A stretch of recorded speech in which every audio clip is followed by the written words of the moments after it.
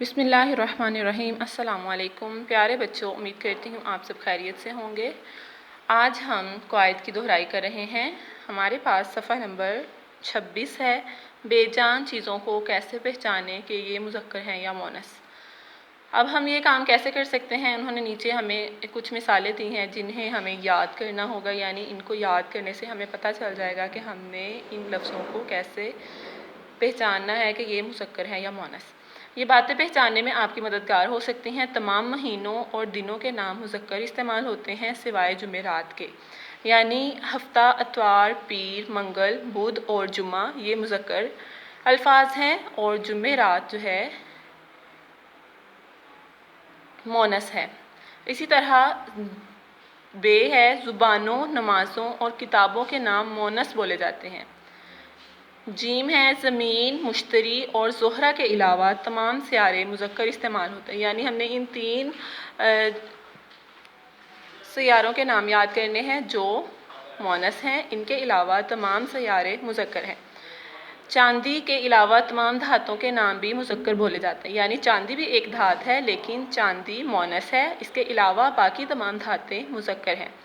زیادہ تر ایسے اسم جو الف یا ہ پر ختم ہوں مذکر ہوتے ہیں، جیسے باجا، بستہ، کرتا، چہرہ، کارخانہ اور تالا وغیرہ۔ یعنی آپ نے یہ یاد رکھنا ہے کہ زیادہ تر اسم ایسے ہوتے ہیں جن کے آخر میں الف یا ہ آئے وہ مذکر ہوں گے، لیکن کچھ الفاظ ایسے بھی ہوتے ہیں جن کے آخر میں الف یا ہ آتی ہے لیکن وہ مؤنث ہوتے ہیں، مثلا دعا، تنخواہ، ہوا، فضا، درگاہ وغیرہ۔ جن الفاظ کے آخر میں دان، ستان آئے مذکر بولے جاتے ہیں، جیسے قبرستان، گلستان، ہوادان یا پاندان، یہ مذکر الفاظ ہیں۔ جن بے جان چیزوں کا آخری حرف تے ہو وہ الفاظ مؤنث بولے جاتے ہیں۔ قدرت، عادت، عزت، موت، رات، برسات اور شرارت یہ ایسے الفاظ ہیں جن کے آخر میں تے آ رہا ہے اور یہ تمام الفاظ مؤنث ہیں۔ زیادہ تر چھوٹی اے پر ختم ہونے والے لفظ بھی مؤنث بولے جاتے ہیں، جیسے چھتری، دری، نالی، زردی، تھالی، ٹوپی، چھڑی۔ آپ دیکھ سکتے ہیں کہ اس لفظ کے آخر میں جو حرف آ رہا ہے وہ چھوٹی اے ہے، تو اس سے ہمیں پتہ چلتا ہے کہ یہ مؤنث کا لفظ ہے۔